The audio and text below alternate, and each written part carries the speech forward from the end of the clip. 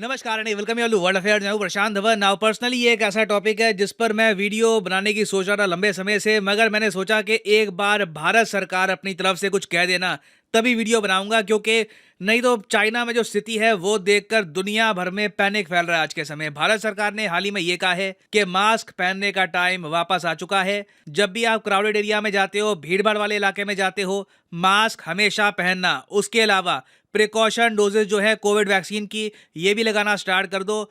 जो चाइना में आज के समय हो रहा है, जो तस्वीरें सामने आ रही है, जो डेटा सामने आ रहा है, ये चिंताजनक है। हम ऑफ कोर्स यही चाहेंगे कि जो भी इस वक्त चाइना में है ये चाइना तक ही कंटेन रहे, दुनिया में ना फैल जाए। और हमारे हेल्थ मिनिस्टर ने कैटेगोरिकली कह दिया है Covid is not over yet. हालांकि मैं आपको बताऊंगा कि भारत में स्थिति चाइना से बहुत ज़्यादा बेहतर क्यों है। इवन आप अगर देखो तो यूएस और यूरोप में भी कोविड को लेकर सिचुएशन इतनी खराब नहीं है जितनी चाइना में है। और जहां तक रही मास्क की बात, देखो भारत सरकार ने एडवाइजरी में कहा है कि मास्क पहनना स्टार्ट कर दो। ये बात ना यूएस ने भी कही है। यूएस में जो इनके हेल्थ एक्सपर्ट हैं, जो सीडीसी है, जो इनका सरकारी मंत्रालय है, इन्होंने भी कहा है कि जो लोग बड़े शहरों में रहते हैं, भीड़ भाड़ वाले इलाकों में जाते हैं, वापस मास्क पहनना स्टार्ट कर दो। ये सर्दी के जो 3 महीने हैं ये हम सबका टेस्ट लेगी। लगातार वेव्स आएंगी कोविड की। एटलीस्ट चाइना में बताया जा रहा है कि इनकी 60% पॉपुलेशन को कोविड होने वाला है। आने वाले 3 महीनों में आप देखोगे कि दिसंबर से जनवरी, जनवरी से फरवरी, फिर उसके बाद फरवरी से मार्च तक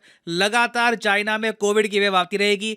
और कई एस्टिमेट्स हमको यही बताते हैं कि चाइना में हो सकता है कि 10 लाख लोगों की मौत हो कोविड की वजह से। अगर ऐसा होता है तो दुनिया भर में इसका काफी बड़ा इंपैक्ट आएगा, क्योंकि देखो दुनिया आज भी काफी हद तक कनेक्टेड है। अगर चाइना की 60% आबादी को होता है कोविड, तो आप मान के चल लीजिए दुनिया में 10% आबादी को हो जाएगा कोविड। अब मुझे पता है यहाँ पे आपका बहुत ही बेसिक क्वेश्चन होगा, फिर से चाइना, शुरुआत यहाँ से हुई थी कोविड की, अब उसके बाद फिर से एक जो रिसर्जेंस हो रही है कोविड की वो भी यहीं से हो रही है। मगर चाइना में इतने ब्लंडर्स ये लोग कैसे कर रहे हैं? इनके यहाँ तो डिसिप्लिन है, सरकार के पास प्रॉपर कंट्रोल है। ये सब होने के बावजूद चाइना ने इतना बड़ा ब्लंडर कैसे कर दिया कि अब यूएस, यूरोप में एक्सपर्ट्स कॉन्फिडेंटली कह रहे हैं कि आराम से चाइना में लाखों लोग मारे जाएंगे और चाइना से वापस दुनिया भर में ये वायरस फैलेगा और दुनिया भर में भी आप देखोगे हजारों मौतें होंगी। रीजन देखिए बहुत ही बेसिकली ये है कि चाइना की जो वैक्सीन्स है ना, इनमें कहीं ना कहीं कमी रह गई है। चाइना की वैक्सीन्स इनकी आबादी को बचा नहीं पाई। ये बात सिर्फ मैं नहीं कह रहा, आपने एंथनी फाउची के बारे में सुना होगा। ये बहुत ही फेमस साइंटिस्ट है, कंट्रोवर्सी में भी रहते हैं। ये जो बाइडन के मेन एडवाइजर हैं, मेन एडवाइजर है कोविड 19 पैंडेमिक को लेकर। इन्हीं की एडवाइस पे लॉकडाउन लगता है, लॉकडाउन उठता है, वैक्सीन्स कौन सी इशू करनी है, सारे डिसीजन आप कह लीजिए एंथनी फाउची लेते हैं। जो बाइडन बस उस पर मोहर लगा देते हैं। तो एंथनी फाउची खुद कह चुके हैं कि जो चाइना की वैक्सीन्स है ना, इनका स्टैंडर्ड उतना नहीं है जितना वेस्टर्न वैक्सीन्स का है। मतलब आप कह लीजिए अमेरिकन या फिर यूरोपियन जो वैक्सीन्स हैं उस लेवल का इनका स्टैंडर्ड है नहीं। इसमें ये इंडियन वैक्सीन्स भी ऐड कर सकते थे, मगर सिंस अमेरिकन है तो इन्होंने यहाँ पर सिर्फ वेस्टर्न बोला है। और फिर इन्होंने आगे ये कहा कि चाइना की आबादी को ना कभी प्रॉपर इम्यूनिटी मिली ही नहीं थी। इनकी आबादी को जो वैक्सीन दी गई थी उसने इनको कोविड से नहीं बचाया। इसलिए हम देख रहे हैं कि इतने सारे लॉकडाउन लगाने के बावजूद देखो जितना ज्यादा चाइना ने सफर किया है शायद किसी और देश के लोगों ने सफर नहीं किया होगा। तो इतना बलिदान देने के बाद भी हम देख रहे हैं कि कोविड 60% आबादी को हो जाएगा और सबसे ज्यादा नुकसान भी भविष्य में आप देखोगे चाइना को ही होगा। और अब आप समझ सकते हैं कि घूम फिर के गलती है यहाँ पर चाइना की गवर्नमेंट की, शी जिनपिंग की, कि ऐसी वैक्सीन जो चाइना की आबादी को बचा नहीं पाई। इन्होंने ना सिर्फ चाइना की आबादी को यह वैक्सीन लगा दी, उसके अलावा पाकिस्तान, अफ्रीका जैसे जो कंट्रीज हैं वहां पर भी यह वैक्सीन कर दिया एक्सपोर्ट। और आप जान के हैरान होंगे, पिछले कुछ महीनों में हमने देखा है कि जो बिगेस्ट टेकर्स थे चाइना की वैक्सीन के, इन्होंने चाइना की वैक्सीन इस्तेमाल भी नहीं करी। चाइना की वैक्सीन पाकिस्तान में, अफ्रीका में काफ़ी जगह बस पड़ी रह गई। इन्होंने बाद में और जगह से WHO की जो वैक्सीन हैं वो मंगाकर यूज़ करी हैं। तो आप समझ सकते हैं 1.4 बिलियन लोग प्रॉपरली वैक्सीनेटेड ना हो तो ये प्रॉब्लम यहाँ पर आएगी। मगर यहाँ पे एक बहुत ही बेसिक क्वेश्चन आपका ये होगा, चलो ठीक है, मान लिया चाइना की जो वैक्सीन्स हैं ये इतनी ज़्यादा ताकतवर थी नहीं और इस वजह से कोविड फैल गया चाइना में। मगर इसका सिंपल सोल्यूशन है, वैक्सीन मंगवा लो। इंडिया ने इतनी वैक्सीन एक्सपोर्ट करी है, हमने तो वैक्सीन फ्री में बांटी है। उसके अलावा यूएस समेत दुनिया भर में बहुत से देश हैं, वहां पे कंपनीज वैक्सीन एक्सपोर्ट कर रही है। अब एक टाइम की तरह वो सिचुएशन तो है नहीं जब वैक्सीन की कमी हो, मगर देखो यहाँ पे बात आ जाती है चाइना के ईगो की। एक्चुअली चाइना का ईगो नहीं कहना चाहिए, आम लोगों की बात मैं क्यों करूं। मेन इशू यहाँ पर है शी जिनपिंग के ईगो की।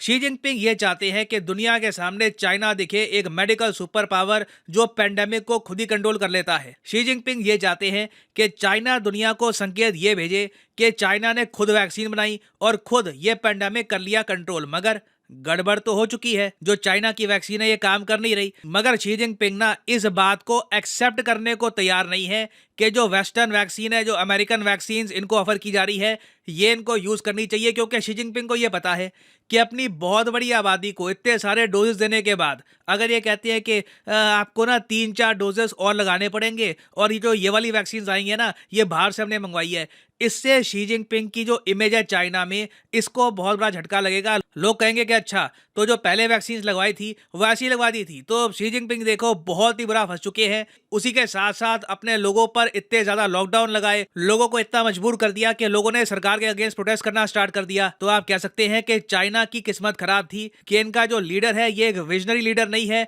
इसने दूर की नहीं सोची, बस इसने अपनी इमेज बचाने के लिए पूरे चाइना को धकेल दिया बहुत बड़े खतरे की तरफ। अब इंडिया का केस मैं आपको बताऊं तो देखो भारत सरकार काफी हद तक कॉन्फिडेंट है कि जो वैक्सीन हमने यूज करी है भारत में, ये इम्यूनिटी प्रोवाइड कर रही है भारतीयों को। और हम देख रहे हैं कि इंडिया में कोविड की सिचुएशन इतनी खराब नहीं है जितनी चाइना में है। हमारे हेल्थ मिनिस्टर ऑलरेडी कह चुके हैं जुलाई महीने में, जुलाई 2022 में, कि 90% जो आबादी है इंडिया की एडल्ट पॉपुलेशन की, ये फुल्ली वैक्सीनेटेड है अगेंस्ट कोविड-19। हालांकि मैं फिर भी कहूंगा प्रिकॉशनरी डोजेस इंपॉर्टेंट है, तो जो भी सरकार की गाइडलाइंस आती है वैक्सीन को लेकर उसको प्रॉपरली फॉलो कर लेना।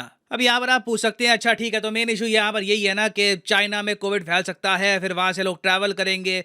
वेल नहीं, देखो एंथनी फाउची ने एक बात यहाँ पर यह भी ऐड करी है कि वेव ऑफ इन्फेक्शन को लेकर ये इतने चिंतित नहीं है। हालांकि वो भी एक बहुत ही सैड बात है, लाखों लोग मरेंगे और बहुत ही बड़ी आबादी बीमार होगी, मगर सबसे बड़ा रिस्क इनके हिसाब से ये है कि जब चाइना में एक ह्यूमंगस पॉपुलेशन को कोविड हो जाएगा ना, तो म्यूटेशन होने के चांस बहुत ज़्यादा बढ़ जाते हैं। क्योंकि वायरस जब मल्टीप्लाई होता रहता है ना, तब आप देखोगे उसके म्यूटेशन होने के, उस वायरस में बदलाव होने के चांसेस बढ़ सकते हैं। तो अगर मान लीजिए कोई ऐसी म्यूटेशन हो गई जो कल को बाकी वैक्सीन के भी आर पार निकल जाती है, ये एक बहुत ही चिंताजनक बात होगी। तो ये एक ऐसा इशू है जिस पर हमको फोकस करना चाहिए। और मेरे हिसाब से टाइम आ चुका है कि पूरी दुनिया चाइना से फ्लाइट्स बहुत ध्यान से रिसीव करे, चाइना में ट्रैवल बहुत ही कॉशियसली हम करें। और अगर मान लीजिए अनहोनी हो जाती है, फिर से चाइना की वजह से पूरी दुनिया में ये पैंडेमिक वापस आ जाता है, तो उस केस में चाइना को हमें डेफिनेटली अकाउंटेबल ठहराना होगा कि ये वायरस शुरू आपकी वजह से हुआ था, हमने वायरस काफी हद तक कंट्रोल कर दिया,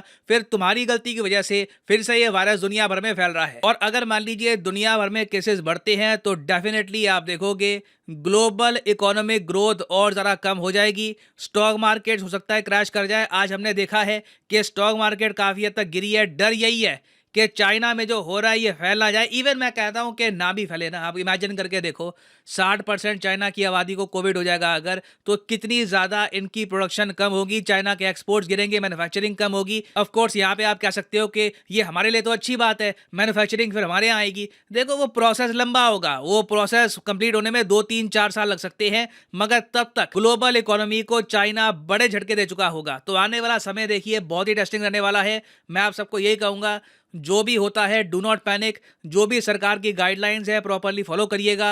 एंड रिमेंबर, एक काम तो कर ही लो, अपने मास्क वापस बाहर निकालो, जब भी बाहर जाओ मास्क पहन के निकलना। और हाँ, फाइनली यहाँ पर मैं ये भी ऐड कर दूं कि आप किसी भी एग्जाम की तैयारी कर रहे हैं, चाहे एसएससी, यूपीएससी, बैंक, अनअकैडमी के क्वालिटी कोर्सेज अवेलेबल हैं। इन कोर्सेज से आप घर बैठ के इन एग्जाम की तैयारी कर पाएंगे। सिंपली आपको यहाँ पर करना क्या है, कमेंट सेक्शन में जाइए, यहाँ पर पिन कमेंट में आपको मिलेंगे लिंक एसएससी, यूपीएससी, बैंक के। फॉर एग्जाम्पल लेट से आप परचेज करना चाहते हैं यूपीएससी का कोर्स, तो यूपीएससी पे करिए क्लिक और फिर आपके सामने खुल जाएगा ये पेज। यहाँ पे आपको क्लिक करना है प्लस पर और यहाँ पे आप परचेज कर पाएंगे अनअकैडमी के कोर्सेज। अगर मान लीजिए आपको 6 महीने का कोर्स परचेज करना है, ये भी आप कर सकते हैं, मगर मैं आपको सजेस्ट करूंगा अभी एक ऑफर चल रहा है 18 महीने के कोर्स पर।